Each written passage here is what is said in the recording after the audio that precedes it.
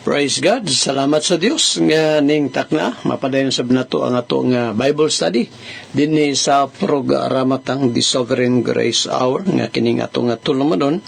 Sponsor kini ning maong church sa Davao City, Sovereign Grace Landmark Baptist Church nga diin ang ato ang tigumanan makita dinhi sa Del Carmen Village, Matina Aplaya, Davao City. Og ginadapit namo kamong mga niya sa siyudad sa Davao matag Domingo wa mo'y kaatuan you and with us in our Sunday services alas 9 sa buntag atong pagsimba dinhi og matag Huwebes alas 6 sa gabi. Maison ato ta sa pangalyo po panugan nato sa Ginoo ang tanang gimboton no nining adlaw. Mag-pray. Salamat Lord ang imong mga pulong this time amo na sab nga mausahan sa paghisgot pagtuon. Please Lord help us nga masabtan namo ang imong kamatuoran. Bless matag-usang kapaminaw ug padayon ka mag-comfort sa pamilya nga Gonzales, pamilya ang Basino bisan pagani sa pamilya sab ni Chi Gasang tayo ni husband niya Ronald o gabisan pagani sa pamilya nga Alaha tayo sab ni Durang. Just pray Father nini maong mapanghitabo sa mong makigsunan maghatag ka kanamo Ginoos lesson nga kami ning kinabuya mga sojourner, mga pilgrims lamang Ginoo, lumalabay lamang kami o Dios. Ana nga tudloan unta nimo kami padayon amahan nga mag-ihap sa among mga adlaw aron magkinabuhi kami sa kaalam kahibalo diha kang Ginoo Kristo. Bless Lord ang imong mga pulong karon and even di ay sa kang Limil sab biyahe sab niya dito sa Kauluhan, Manila alang sa pagpernya sa korte. Just pray Father wisdom ang gikinahanglan o gabisan pag-ilabing boy charis. Bless Ginoo ang mga member sa church, ang mga nagbalatian ng mila sa iyang tuhod bisan pagani sa kang Jane anak ni Brother Ernie bisan pagani sa kang Rachel anak Brother Lingling tanan nga mga naa sa balatian. Extended mo Lord imong healing hand. Again nagapray ako sa mga nawad anog mga minaras kinabuhi para ka Ginoong magligon kanila mag-comfort kanila Ginoo. Lord do nami mga lakaw karong pipila ka mga adlaw kami activities and Lord I pray sa pag-bless nimo Ginoo dinhi. Salamat nga nagakuon ni maong ministry sa kahanginan. Bless kini Ginoo sila sab nga nagampog nagatabang dinhi. Father amo ni nga prayer pasalamat kuno pagpanugyan amo sa mga planong maglakaw ato sa Bohol sunod buwan ikaw Lord magapanalangin ini sa ngalan ni Jesucristo o Dios among giampo o gisalig amahan kini nga tanan. Amen and amen. Sige maigsoon ato ta sa pagpamalandong dinhi sa Book of Proverbs but before that dato dianggi pasalamatan ng Ginoo no nga diin nakaabotan ning bag-ong tuig na sab no although kami nato ning ginamention na pagpasalamat pero subli-subli nato ning pagpasalamat nato sa Ginoo padangat niining tuig 2026. Okay, sige maigsoon proverbio ta alang sa atong meditation for today. May din pagpaminaw ni Paulino Agakayan dinhing dapita sa Barakatan kita mi gahapon dayon na mong uli no o himamat po ni Attorney Lemuel si Brad Paulino 88 anyos nga diin ga paminawan gahapon hing atong programa bisan pa gani kang birth no birth dinhi sa Mount Apo. Sa Proverbio 15 maigsoon dalita sa verse 29 nata. Proverbio 15:29 kanindot sa maong giingon dinhi sa pulong sa Ginoo nga matud pa dinhi. The Lord is far from the wicked, but He heareth the prayer of the righteous. Ang Dios daw higala halayo kaayo sa mga dautan. Mao na nga dili ginadungog sa Ginoo mga kanang mga ginayamyam ginaampo sa mga taong dautan in the sense ba nga bisag kabalo ng mali buhaton lang gihapon So layo kayong ginudi maminaw sa pagampo nini mga tawhana. Apan ingod dinhi, but he heareth the prayer of the righteous. Ginatubag si Ginoo ang pangalyupo sa katawhan nga matarong mo nang it pays, no? To live a life that is pleasing before God, so that our prayers be not hindered. Di ba? Rundi mabalda ito mga pagampo, magtarong yun, ha? Magtinarong. Remember na kung giyon James chapter 5 verse 16. The prayer of a righteous man, sa dato yung niya, availeth much.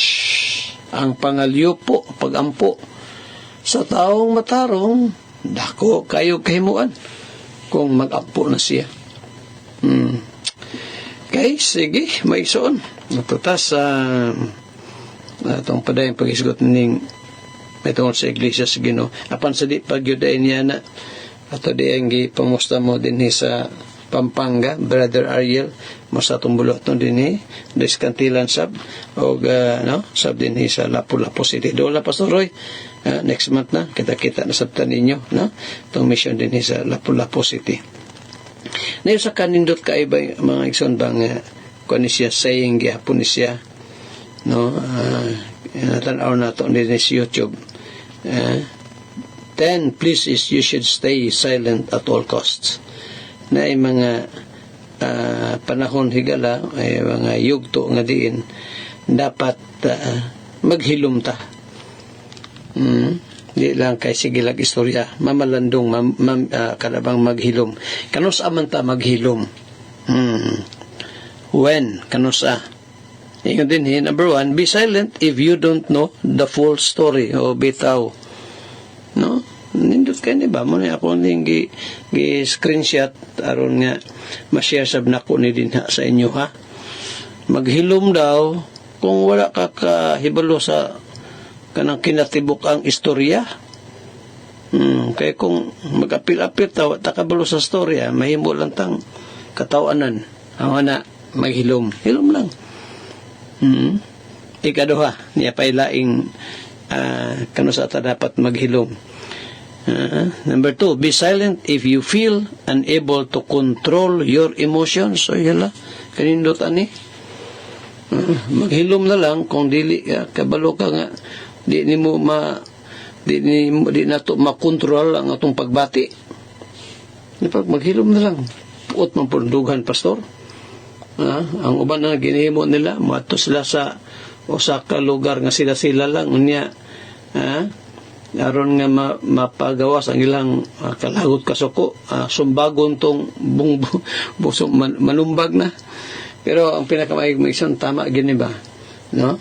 Maghilom kung dili nato daw makontrola itong kaugalingon nato pagbati. Be silent if you feel unable to control your emotions. Ikatulo, be silent in the heat of anger. Tama yun. Biblical ni. Slow to speak, slow to wrath. But always ready to hear. So, be silent in the heat of anger. Nagani sa kasuko. May pagmaghilom na lang. Kaya na sa kasuko, mabitaw na, no? Tawa ko ng istorya ba nga, magtiayon, galalis, gamagoy ko, hinungdan nga ang lalisan.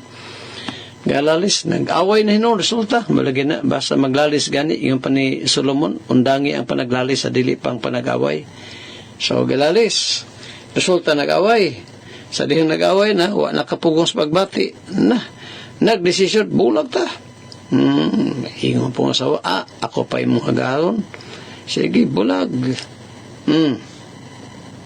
Nga, sa may kuwan, kay kasado man. Nahihingon ng pikas. Ang bana, ay silbining ato ang marriage contract. Gigisi-gisi po sa asawa. Perting gisi malagi na nadunggan man sa mga ugangan sa side sa lalaki o side po sa bahay na dunggan na di giatuan. Ang himay-mayan, ayaw mo na dong, day. Yung mga bata taon, looy kayo. Ayaw mo na. So, laban ni, kundi gitambagan. Di na hupay sa kasuko. Himay-mayan. Yung asawa na ron. Kaya gigisi-gisi na ang gigisi-gisi na ang marriage contract. Dako lang problema. Mana nga, ipapilit na lang. Ipatang iskaste. Kini bang akong karoon na yung ginamention yung naning illustration may soon. Importante yun ng pugong yung kasuko. Hindi ganit kapugong sa itong kasuko, ay pagbaghilom na lang. Kaya naagyo na makasultig yung di mayo. No? Be silent in the heat of anger. Katulo na, ikaw apat niya pa.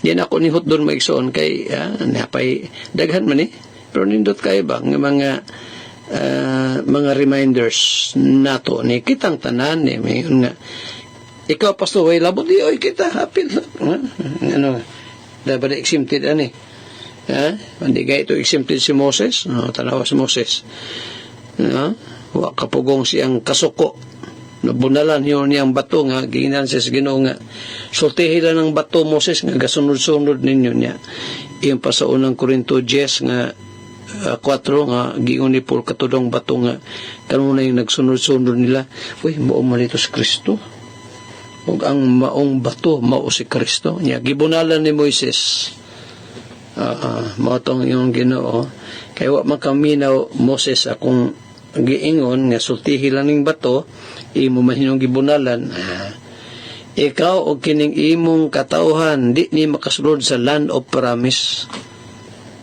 wag gid kasulod sa Moses namatay na lang siya saka sa bukid gipatanaw ang buong lugar asa na mabasa pastor Deuteronomio 34 wa man siya kapugong sa iyang kasuko na bunalan ang bato mo hinungdan si Moses wala kasulod sa land of promise yuta sa saad yuta nga gisaad si Ginoo kanila tungod na sa wala kapugong si Moses sa iyang kasuko mao na nga kuna sa kasuko just be silent another one higala ikaapat pa niya pa nindutan ning maong wabog mo sutig kasi sulat ani may pero nindot siya ba ikaapat niya be silent if your words can destroy an amazing friendship or relationship maghilom na lang daw kung ang ipagawas unya ng mga pulo makadaot sa inyohang kamaayo kanindot nga panaghigalaay o relasyon. Kung mauman lang na makaguba ng sultihan na may pagmaghilom aron mamintinar ang maayong relationship. Di ba tinuod na? Hilom na lang. Ikalima, ugma na po. May isang ugma na po dato ni padayon. Ayop di ko malimot na ni. Okay, sige. Ito ta sa atong padayong paghisgot mahitungod nining church sa atong Ginoong Hesukristo. Ang uban di ganahag iglesia ba? Sa pagbehday na mo gikan mi sa funeral service no.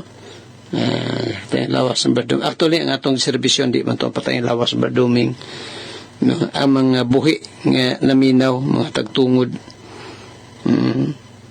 So sa dihan nagpauli mi nagpuyog sa mga pipilak ka mga young people no si Kim J si Marvin o si Ezekiel no limo naman nag-drive kami ni Malo po kuyog misakyanan kanya samtang traffic lagi kayo so nag-tune in me sa DXUM Davao before 6 man siguro to sa gabi na nagwali mo igsoon di daw pwede ng ang tao maluwas pinagi ng pagtuo kaya lang naagi po'y buhat. Actually, maigsoon, no? Ang salvation is by grace yun na siya. Hindi nato na madinay. Hawa kita party ana. Ang ipasabot mong good niya itong magwawali. Nga dapat ang pagtuo sa gulang yung binuhatan aron nga maluwas. Kining grupuha mong good nga tinukod na po og tao itong 1832 nga todo nining salvation not by grace only but by faith and good works. Pagtuo plus binuhatan equal salvation. Mao na ilang teaching. Asa naman ang grasya ron diha? Asa naman ang grace kung nahigala? Daghang kaayo katong magwali mo igsoon, daghang kaayo siya og kanabang wa niya masabti kung kaluwasan na ang isugutan. Una, wa niya masabti ang pagkatotally depraved sa tao. Masabtan na nato ning maunga truth that man is totally depraved. Pag yun na to nga man's total depravity, kana bang ang makaluluoy kahimtang sa taong nahulog di asala. Una, ang taong nahulog di sa kasalanan, patay siya in the sight of God spiritually. Kung dili pa siya makaangkon sa kaluwasan, dili pa siya ma-born again, bisag physically alive na siya, but in the sight of God, spiritually dead na siya. Patay na spiritually. Kung masabtan naman ng doktrina ng man's total depravity, and that man is by nature sa iyang kinaiyahan, spiritually dead siya, nagibahin ang mayong buhat niya. Unsaon pagkahimo nga dunay mayong buhat ang usa ka tawo maluwas kung unas tanan spiritually dead siya.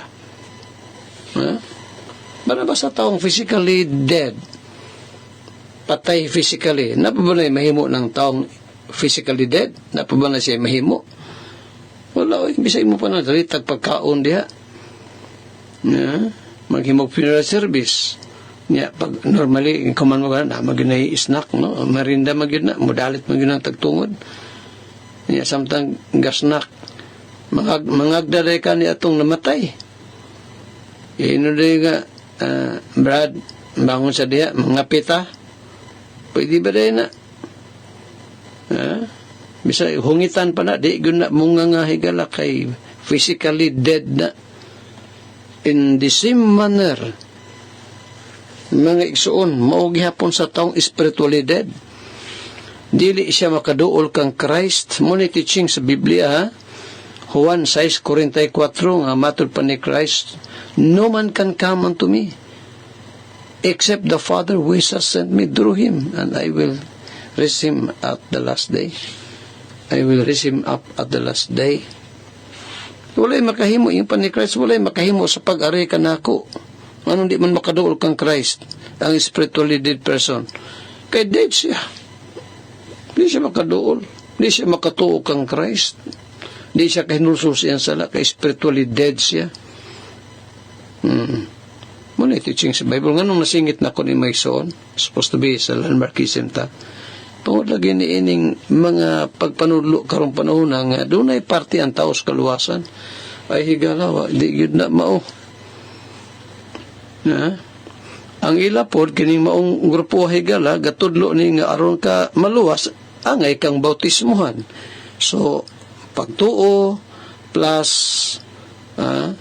good works plus joining a church, resulta nagkaluwasan. Mabalay na gitudlo sa Bible. Si Apostle Paul, si Pablo, kano siya sa naluwas? Ato ba siyang gibautismon siyang Ananias? Really? Naluwas si Saul of Tarsus sa diha nga gikahibalag siya sa Ginoo diha sa dalan sa Damascus. Kaya, maupod lagi niyang teaching karon sa uban maigsoon. Bautismo, maka-born again. Puli-puli mamini Attorney Lemuel din sa atong programa maigsoon. Niya taon na po siyang discuss about regeneration. Kung masabtan lang ng topic about regeneration, higala ka, pagka born again, makaingon yung kang wag yun party ang tao sa kaluwasan. Wala, oy. So may party na to. Og mao ni ang teaching sa Biblia higala. Ang kasimbanan ni Kristo Jesus nagatudlo. Wa ni magtudlog sayop kundi nagtudlo ni sa kamatuoran sa kaluwasan nga bisan pagani ikaw karon higalang naminaw ning atong programa kung wala pa ka makaangkon sa kaluwasan barabag yun ni prayer sab ni Brad Doming sa nagtinga pa to noonta silang tanan sa pamilya masinati po nila ang kaluwasan sama daw sa nasinati niya. Tinuod yun na. Kaya kung ang tao higala, mamatay siyang walay Kristo siyang kaugalingon. Diya siyang kinabuhi. Di ba siya ma-expect na malangit siya? Ito oras na mag-son. Ito din ipadahin sunod. So, sigutan na ito. Sunod kayo. Padahin kaya po ang landmarkism. Ang iglesia sa itong Ginoong Kristo. Nga diin, usa sa mga ilahanan, pag ilan na ito, nga mo ni ang church sa itong Ginoo, naghupot kini og kasaysayan nga way pagkabugto balik ngadto kang Kristo Jesus. Unbroken history of the churches of the Lord Jesus Christ from the day that Christ built His church to the present. Nitong adlaw nga nagtukod o gitukod ni Kristo ang iglesia. Hantod karon higala doon na walay bugto nga kasaysayan. Og padayon kini nagatudlo sa kaluwasan, pinasikad sa grasyag kaluoy sa Ginoo. Nakabantay mo, kung kayo maging pasaysa ng kaluwasan pinagis pagtuo, kaya ang pagtuo higala, dili man po na iya sa tao, hatag man na sa Ginoo. Faith, no? Saving faith is a gift of God. Gasabaya na sa Ginoo. Dili man na ito. Mga tayo oras, sigala, kung ikaw, kapag sa kaluwasan, I may say this time, repent of your sins, saligan mo si Kristo nga manluluwas. Hantod ugma samang takna o sa samang istasyon inyong mga kahigalaan sa kahanginan Andres Atop Jr. o Attorney Lemuel Atop manamilit kami magaingon ang Dios magapanalangin kan natong tanan daghang salamat.